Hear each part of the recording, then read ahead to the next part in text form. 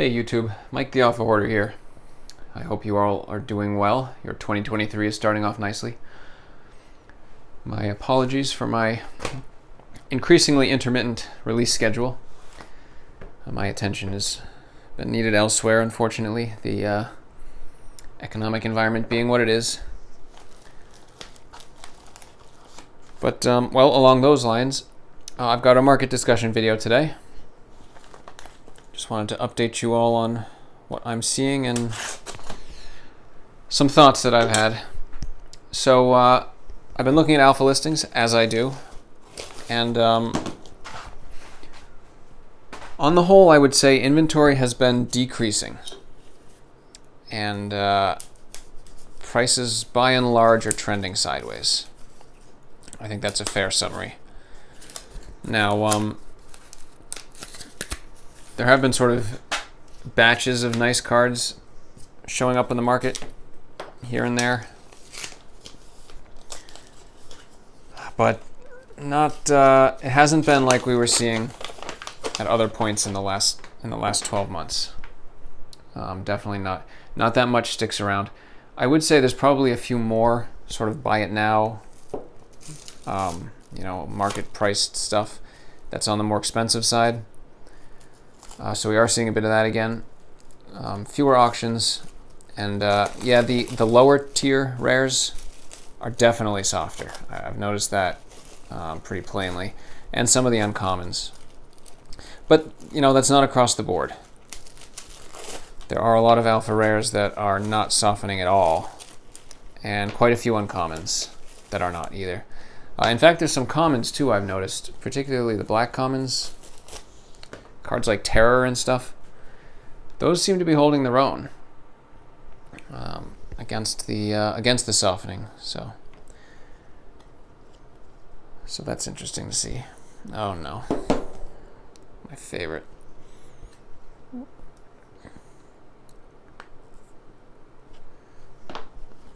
This is a cool tool. A viewer put me onto it. It deals with the taped top loader problem. Not bad, huh?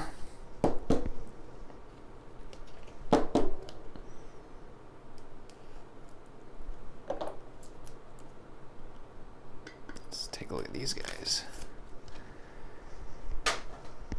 So anyway, I've been thinking about what is the play in this situation. I thought we could think together about MTG as sort of a finance vehicle, and do that while I feed my horde.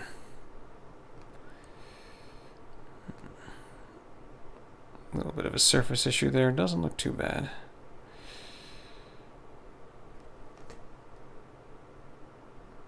Nice card. Love Jade Statue. And then these guys. I actually haven't checked on these guys in a little while. This is sort of an old package. After Rudy did his little pump, they went nuts. I'm not sure if they've settled back down. I hope so.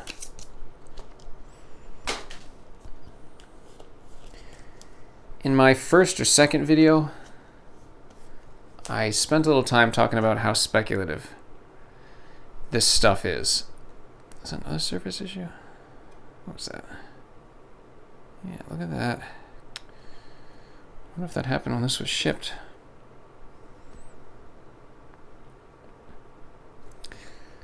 Anyway, I spent some time talking about how speculative this stuff is.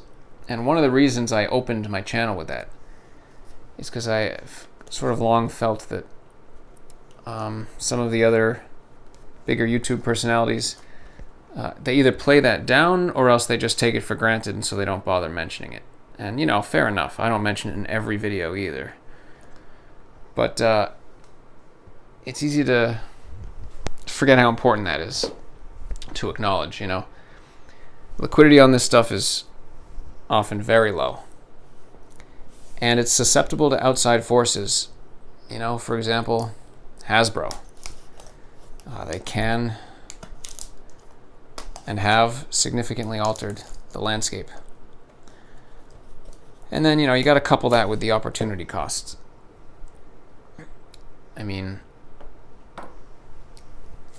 collectibles as a long-term position, it's higher risk than many things. It returns no cash flow or dividends. So why would you do that? What justifies onboarding that kind of risk? Especially after the sort of 2020 into 2021 bubble that we saw. And the answer that I've given and that I still believe to be true. Jump. All right. The first jump of 2023. The answer is that you have to love this stuff. Whoa, 4 jumps. You can never have enough jumps, people. I've learned this.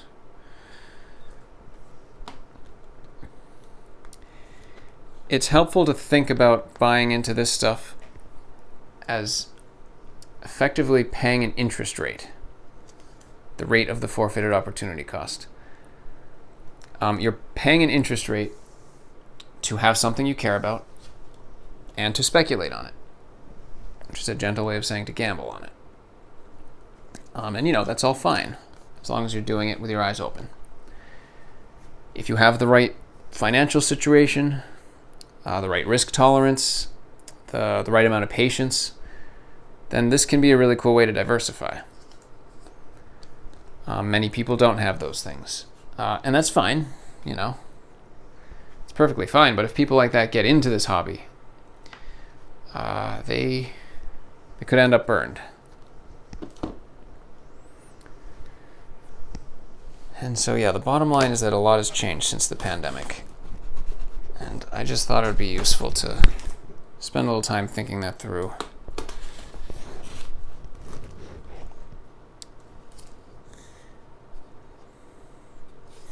This is in one of the authentication boxes, but I can see it's not actually shipped from the authenticator, so I have to give it a look.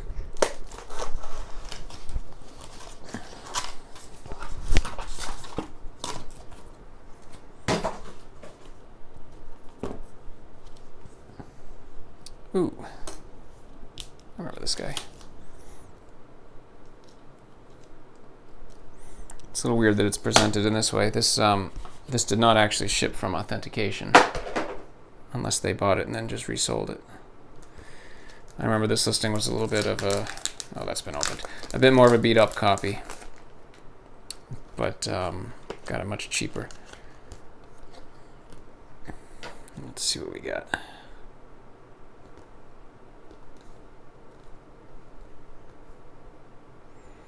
Definitely authentic card. That's good. And loved. Alright, where was I? Heck was I saying? Alright, so a lot has changed since the pandemic. And I think we'll be feeling the waves on that for a while. I mean, think about what went on. You know, the pandemic had many of us locked down at home. Which meant no commuting for a lot of people, sometimes no work.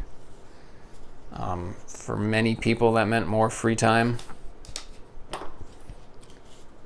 And then in America, at least, stimulus checks really flowed, and they went to a lot of people who didn't need them. At the same time, there were many people who, you know, needed far more than they were going to get from stimulus. You know, people lost their jobs and things like that. And so you had this sort of weird situation where there was an early sell-off, you might remember, if you were watching the hobby at that time. There was this sort of crazy sell-off. A ton of inventory showed up on the market. And a lot of prices tanked. I mean, everything tanked. All the way up to Alpha Lotuses. Bitcoin was like, I think Bitcoin, what did it bounce off, 4,000 or something, 5,000? And it was just crazy to watch. But, you know, everyone was at home, and so YouTube usage skyrocketed. You had influencers start getting into the collectible space. Logan Paul, I think he's 9th or 10th biggest YouTube channel. Possibly the 9th or 10th biggest scammer, but that's another story. But he began showcasing Pokemon, and it was just this weird combination. It was this weird time. You had people with extra money next to people providing a ton of inventory, either out of panic or, they didn't have the money, necessity. You had influencer hype. You had entry prices dropping. And that just triggered a hell of a bull run in collectibles at large. And it pulled a lot of people into the hobby that probably ought not to have entered. The people that weren't sitting in the right place in that sort of Venn diagram I was describing.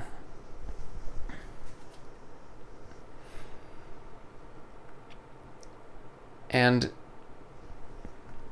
to make matters worse, Hasbro tasted the blood in the water that sort of spread around because of the hype. I love Clone.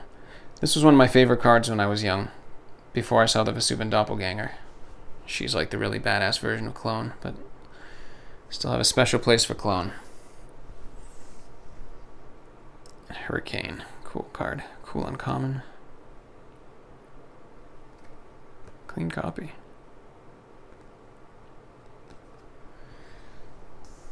Doing well so far. The Horde is happy.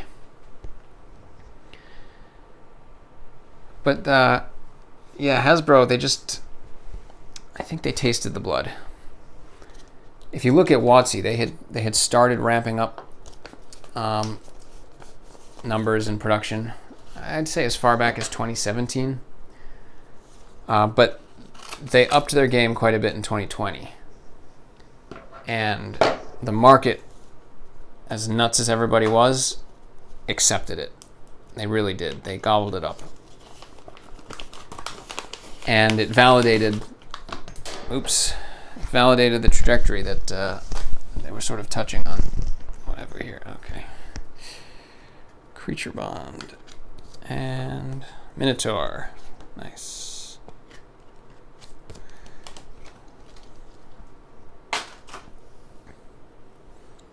I mean, people started grumbling, right? But for what, 2 years basically? The prices, the volume, it was pretty much accepted. Product after product pretty much sold. And, Hasbro probably figured they had the magic formula, so to speak, right?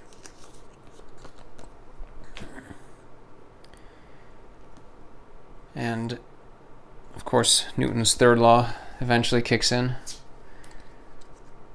All that stimulus and money printing, well, it turned into inflation and overpumped assets across the board.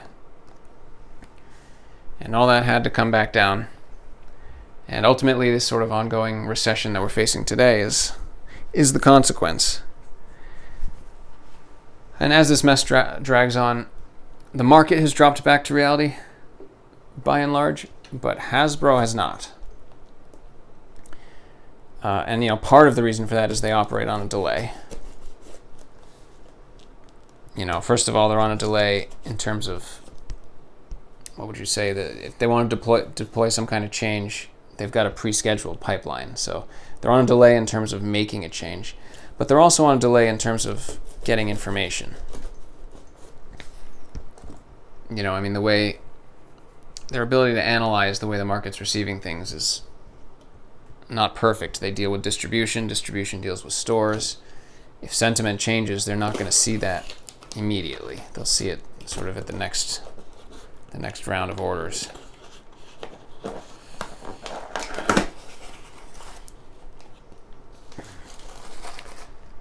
So in a situation like this, what do you do in MTG Finance when you've got a market that's sort of finding its way back to proper fundamentals? At the same time, you have the company behind the game way out of sync. What do you do? What is less risky while we all sort of wait to see where the water settles? I think think it's reasonable to suggest that Hasbro is going to figure it out and sort things out at some point, but it's very hard to say how much damage they might do in the meantime. And you know, this stuff going on right now with reprints and just piles of product. Oh, look at this.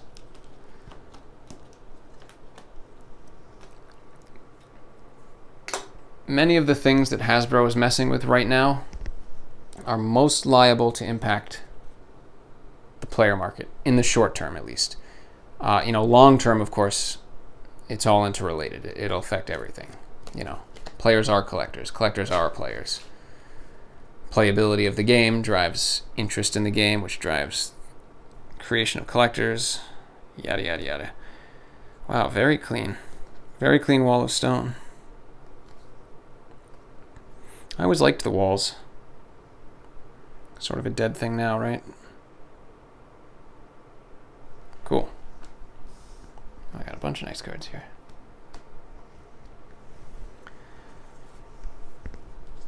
But, well, anyway, yeah, so it's a little bit hard to extrapolate far. And, you know, we've kind of seen how things can change on a dime, so I wouldn't want to try to guess too far anyway. Right now, though, we can talk about short term. Hasbro doing what they're doing.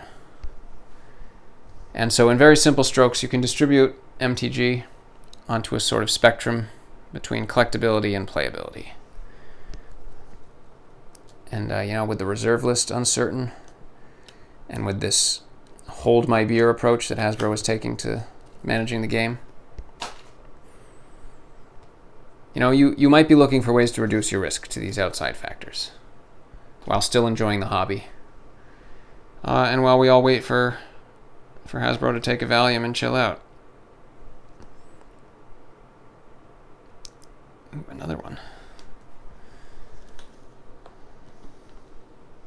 A lot of favorites today.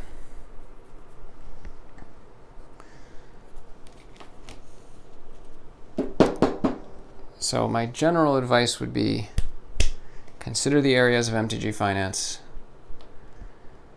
where playability is a lesser factor. You know, we're still speculating on the long-term health of the hobby. And as I said, playability is mixed in everywhere, really. But I think a small shift away from playability and favoring collectability is probably wise if you want to reduce your exposure to Hasbro in particular. I wanted to talk through some different areas of the MTG Finance in particular through that lens. I'll probably break this video though pretty soon, just because, you know, it's already 18 minutes in. I don't know how this always happens. I swear to God, I plan my videos for 7 to 10 minutes. Never happens. But I do want to go into some of the specific categories, and maybe we can kind of hash this out together. So in my next video, I'll do that in detail. But let me give you my quick answers right now, and then maybe you all can share some initial thoughts in the comments section. But which categories are most exposed to Hasbro, to an uncertain reserve list? And which ones are most protected? So when I sat down and gave this kind of a first round of thought, let me tell you what I like right now. I like high-grade old frame cards. Again, I'd like to dig into these reasons and see what you think. But I won't do that right now. Ooh, beautiful rock.